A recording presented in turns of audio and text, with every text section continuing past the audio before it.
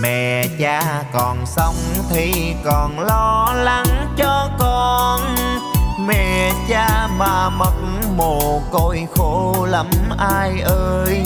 Quý trọng từng phút giây, vì mẹ chẳng thể sống mãi bên con đến cuối đời.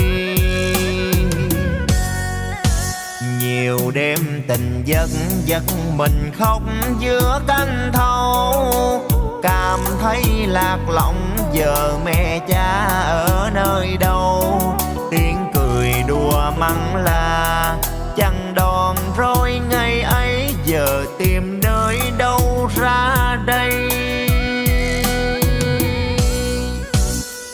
Người làm trời thấy nhân quả báo ứng ai ơi, đời nay trả báo chẳng đời đến kiếp sau.